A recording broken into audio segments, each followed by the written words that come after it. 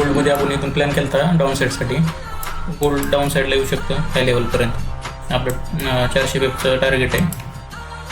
तुम्ही पण S L ठेवून काम करू शकता, पण एखादी स्पाईकमध्ये एस एल उडू शकतो, त्यामुळे आपण मोठा एस एल ठेवून काम केलेलं आहे.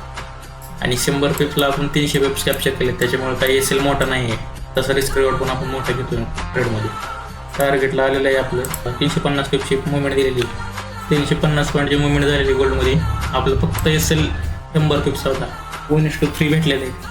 आपले एस एल जरी मोठे असेल तरी आपण रिवॉर्ड पण तसंच घेतोय. तयार आपलं टार्गेट हिट झालेलं आहे गोल्डमध्ये. प्रॉफिट बुक करा.